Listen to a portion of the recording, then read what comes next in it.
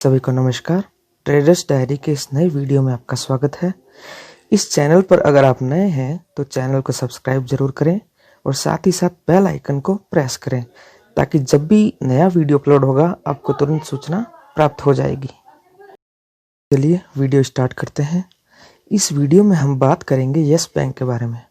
देखिए, ये एक ऐसा स्टॉक बन चुका है जिस पे चाहे ट्रेडर हो चाहे तो इन्वेस्टर हो, इन सभी के मन में इस बैंक के बारे में सुनते ही दो ओपिनियन आते हैं।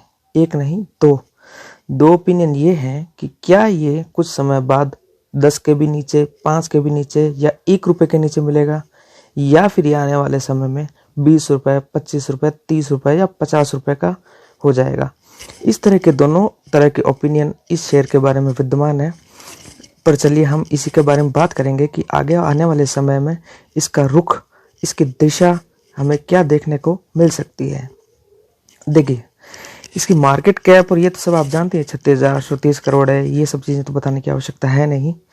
यहाँ हम बात करेंगे इसकी बुक वैल्यू के बारे में। देखिए, बुक वैल्यू इसकी आप देख सकते हैं, ये रही जो बुक वैल्यू है वही अभी इसका प्राइस चल रहा है। बुक वैल्यू का अर्थ है कि आज की डेट में पूरे देश भर में, पूरी दुनिया भर में यस बैंक के जितने भी ऑफिसेज है, जितनी भी संपत्ति इनके पास है, चल व अचल, उन संपत्ति का पूरा मूल्यांकन किया जाए और उसमें डेप्रिसिएशंस को हटा के उसमें टोटल नंबर ऑफ शेयर्स जितने भी यस बैंक के उपलब्ध है उनका भाग लगाया जाए तो ये 14.66 की टोटल वैल्यू आती है। मतलब प्रति शेयर का ये भाव तय होता है।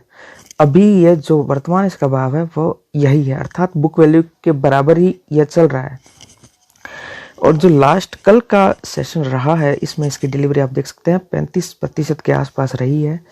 20 से 25% या इससे ऊपर की डिलीवरी ठीक मानी जाती है। 30, 35, 40 के आसपास की डिलीवरी अच्छी, और 50 से 60% के ऊपर जो डिलीवरी होती है वो अच्छी, काफ़ी अच्छी मानी जाती है, बहुत अच्छी मानी जाती है। तो इसमें आप देख सकते हैं कुल जितने लोगों ने ट्रेड लिया था कल के वर्किंग डे में, उसमें 65% लोग ऐसे थे जिन्होंने शेयर को शेयर बाजार बंद होने से पहले पहले सौदा काट दिया, अर्थात बेच दिया। वो लोग ट्रेडर रहे होंगे। 35% जो लोग ऐसे थे जिन्होंने शेयर को कल बेचा नहीं है, उन्होंने इसे होल्ड किया है ताकि आगे आने वाले समय में वो इसे होल्ड करना चाहते हैं, या फिर हो सकता है कुछ दिनों बाद बेचने का मन रखते हैं। अब देखिए, पिछले कई महीनों में, सालों में इसमें क्या क्या घटनाएं घटित हुई हैं उसकी सारी जानकारी आपको है, इसलिए वही घिसी पिटी बातें बार बार करके कोई फायदा नहीं है। कैसे ये शेयर 400 रुपये से 2018 में टूटते टूटते इस भाव पे आया, बल्कि मार्च के महीने 2020 में ये 5 रुपये का भी लो इसने लगाया था। ये सारी डिटेल आपको पता है, इसलिए बार बार इसी विषय पर बात करके वीडियो को अनावश्यक लंबा करने का कोई फायदा है नहीं, इसलिए हम यहाँ मुद्दे की बात ही करेंगे। देखिए, इस शेयर को लोगों को जितना धोना था, जितना मारना था, मार चुके। इसमें नीचे के लेवल की गुंजाइश अब बहुत ही कम, बल्कि यूं कहें ना के समान रह गई है। इसलिए जो रिस्क साइड इस शेयर का है वो ऑलमोस्ट खत्म सा है। बहुत ही कम 2 से 3 रुपए अधिकतम ये नीचे जाए तो जाए, किसी बुरी स्थिति में उससे नीचे जाने की संभावना नहीं है। और अगर 2-3 रुपए नीचे जाता भी है आने वाले समय में, अगर मान लें, तो लोग बैग भर के पैसा तैयार रखे हुए हैं कि उनको 2 से 3 रुपए अगर इस मूल्य से कम में ये मिलता है तो इसमें लोग पैसा झोंकने के लिए पूरी तरह से तत्पर हैं। इसलिए अधिक गिरावट इसमें यहाँ से देखने को हमें नहीं मिलेगी, ऐसा अनुमान है। अब चलिए इसके फाइनेंशियल जो रिजल्ट्स रहे हैं पिछले 2 से 3 क्वार्टर्स के, उसके बारे में हम बात करते हैं। तो देखिए, इसके फाइनेंशियल हम खोलते हैं। ये फाइनेंशियल इसके जून में इसने टोटल जो इंटरेस्ट और टोटल जो इनकम की है वो ये आप यहाँ देख सकते हैं। ये वैल्यू मुझे बोल कर बताने की ज़रूरत नहीं है, आपको स्पष्ट दिखाई दे ही रही है। जून से लेकर सितंबर में थोड़ी सी इसकी मूल्य जो अर्निंग है उसमें गिरावट हुई है, लेकिन नेट प्रॉफिट कमाल का दिया है। आप देखिए, 45 करोड़ से नेट प्रॉफिट में 129 करोड़ की बढ़त इसने प्राप्त की है। और साथ ही साथ आप अगर जून से पहले का मार्च का क्वार्टर इसका आप देखेंगे, मार्च 2020 का, तो ये देख सकते हैं आप -3668 का घाटा इसने दर्ज किया है। बहुत बड़ी रकम होती है यह। और इससे के पहले के क्वार्टर्स भी अगर आप देखेंगे, सितंबर 19 के देख लो चाहे तो -600 करोड़, दिसंबर 19 के आप देख लो चाहे तो -18,560 करोड़ के घाटे इसने दर्ज किए हैं। तो कहने का मतलब यह है कि अब यह बैंक पिछले 2 क्वार्टर से प्रॉफिट में आना शुरू हो चुका है। तो अब आने वाले समय में यह बैंक अगर 129 करोड़ से और अधिक प्रॉफिट ना भी करे, मान लेते हैं कि इससे कम करता है, कहने का अर्थ है कि अगर यह प्लस में भी अपना प्रॉफिट कर लेता है अर्थात घाटा नहीं करता है, तब भी ये एक इन्वेस्ट के लिए सेफ बेट कहला सकता है।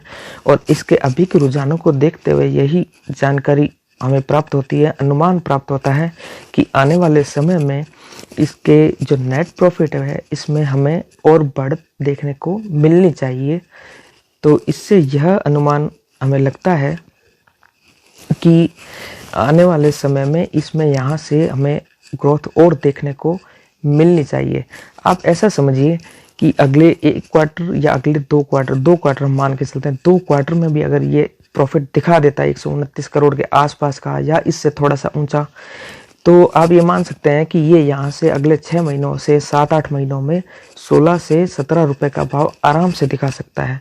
16 से 17 रुपए का अगर हम भाव इसका माने तो अगले 6 से 8 महीनों में इसकी ग्रोथ कितनी होगी। यहाँ से मानते हैं 16.70 का अगर ये हो जाता है तो आज से 2 रुपए की बढ़त ये लेगा। तो इसको डिवाइड करते हैं हम आज के भाव से और 100 से जब मल्टीप्लाई करेंगे तो 13.55 13.5% की ग्रोथ अगले से 6 से 8 महीनों में इसमें हमें देखने को मिल सकती है। आप ये समझिए कि आप 12 महीने के लिए, अभी बैंकों की हालत बहुत ख़राब है, 12 महीने के लिए अगर बैंक में आप एफडी करते हैं तो 5.5 से 6 या अधिकतम सीनियर सिटीजन को किसी बैंक में 6.5% की ग्रोथ एफडी में प्राप्त होगी। और यहाँ आपको 6 से 8 महीनों में 13 से 14 या अधिक हो तो 15-16% की ग्रोथ भी आपको यहाँ प्राप्त हो सकती है। अब चलिए येस बैंक के चार्ट की तरफ थोड़ी सी हम नज़र डालते हैं और काइट ऐप में हम चलते हैं। नीचे रख रखा है मैंने इसको, इसका चार्ट देखते हैं। ये 5 मिनट की कैंडल मैंने खोली हुई है जो कि कल का दोपहर में इसमें अचानक 2 बजे के बाद एक बढ़त देखने को मिली और इसने अपर सर्किट को टच किया है। 14.05 के भाव से ये 14.80 पर जाके अपर सर्किट पे क्लोज हुआ। और एक दिन का अगर हम इसकी कैंडल देखें, चार्ट को देखें, तो ये देखिए ये 13.5 से लेके 14-15 के बीच के भाव में ही अटका हुआ है। और उससे पहले तो इससे भी नीचे ये जा चुका है, 12 का लो लगा चुका है।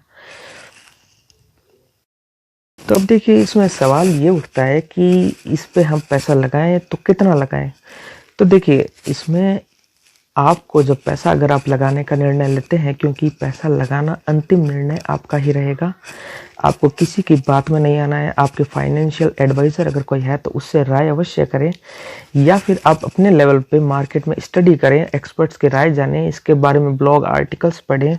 इकोनॉमी की सिचुएशन जानने के बाद अगर आप ये तय करते हैं कि आपको इसमें इन्वेस्ट करना है कम से कम 3 साल, 4 साल, 5 साल के लिए, या कम से कम 1.5-2 साल के लिए, तो आप इसमें अपने टोटल अमाउंट का करीब 20% लगा सकते हैं।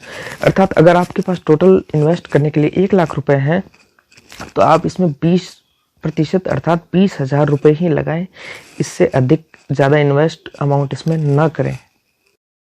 यह स्टॉक ट्रेडर्स के लिए नहीं है, इस बात को आप ध्यान में रखें। हालांकि ट्रेडर्स लोग इसमें ट्रेड करते हैं, लेकिन फिर भी ये स्टॉक इन्वेस्टिंग के लिए ही पर्याप्त अच्छा है और इसमें डाउन साइड काफ़ी कम बची है नीचे के लिए। अब इसके पास जाने के लिए केवल मेरे अनुमान के आधार पे रास्ता केवल ऊपर का ही बचता है।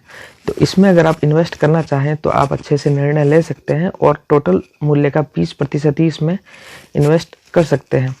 फिर देखिए कई लोगों के मन में आज ये भी शंका आती है कि क्या आज हम इसे खरीदें तो अगले 3 सालों के लिए हमारे 75% शेयर्स क्या होल्ड हो जाएंगे, क्या हम बेच नहीं पाएंगे। तो देखिए ये बात सही नहीं है, क्योंकि ये 3 नंबर क्लॉज आप यहाँ पढ़ सकते हैं। मार्च 16 के बाद जो कोई भी इसे खरीदेगा, you will be able to freely sell them. आप पूरे के पूरे शेयर्स कभी भी बेच सकते हैं। ये 16 मार्च 2020 के बाद जो खरीदते हैं उन पर ये चीज़ लागू नहीं होती, रिस्ट्रिक्शन लागू नहीं होता है। तो आप इसको खरीद के होल्ड कर सकते हैं, चाहे तो पूरा बेच भी पाएंगे। ये 75% की होल्डिंग की जो शर्त है वो हम पर आज की दिनांक में लागू नहीं है। अगर आप इसमें इन्वेस्ट करना चाहते हैं तो निश्चित रूप से आप इसमें पैसा लगा सकते हैं, लेकिन आपको एक चीज़ ध्यान रखनी होगी, आपको लंबी अवधि का नज़रिया रखना ही पड़ेगा। क्योंकि एक बात आप ये ध्यान रखें कि जब ये मार्च में 5 रुपये का इसने लो लगाया तो हमारी केंद्र सरकार और सभी बड़े बड़े बैंक केंद्र सरकार के आदेश पर पूरी तरह से इस बैंक की ढाल बनकर खड़े हो गए कि इस बैंक को किसी भी कीमत पर हमें डूबने नहीं देना है। क्योंकि एक बैंक का डूब जाना किसी भी देश की आर्थिक हालत और इकोनॉमी के लिए बहुत ही हंसी की बात हो जाती है कि बैंक डूब गया। और ये वह बैंक है जो 2018 में सभी लोग ऐसा अनुमान लगाते थे कि ये आने वाले समय में HDFC बनेगा, ये अगला HDFC है या होगा, ये वही बैंक है। इसलिए ऐसे बैंक को पूरी तरह से डूबने कोई सरकार दे ही नहीं सकती। तो बस अपनी बात को यहीं विराम देते हुए हम वीडियो को फाइनली स्टॉप करने वाले हैं। और अंतिम निर्णय देखिए दोस्तों, आप ही का रहेगा। पैसा आपका है, प्रॉफिट होगा तो आपका होगा, नुकसान होगा तो आपका होगा। इसलिए अच्छे भली प्रकार से मार्केट का अध्ययन, इस स्टॉक का अध्ययन करने के बाद ही अपना पैसा इसमें लगाएं। मैंने केवल और केवल अपना ओपिनियन आपके साथ शेयर किया है। अगर आप इसे 3 से 4-5 सालों के लिए या और भी लंबी अवधि के लिए होल्ड करते हैं तो ऐसा अनुमान निश्चित तौर पे आज के डाटा को देखते हुए लगता है कि ये आने वाले समय में अच्छी बढ़त निश्चित रूप से दिखाकर ही रहेगा। क्योंकि पिछले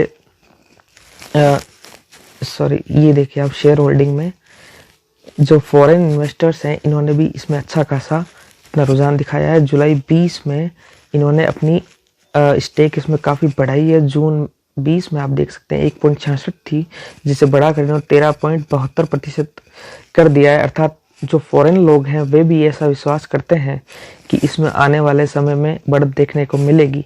न कि केवल फॉरेन बल्कि हमारे इंडियन मार्केट के जो एक्सपर्ट्स हैं उनका भी ऐसा अनुमान है कि अब आने वाले समय में इसमें अधिक गिरावट नहीं होगी। इसके पास जाने के लिए केवल ऊपर का ही रास्ता है, ऊपर का रास्ता है, लेकिन कितना समय लेगा ये कहना मुश्किल है। 2 से 3 साल कम से कम इसे देने पड़ेंगे, तब जाकर ये कहीं इस मूल्य से डबल होने की संभावना रखेगा।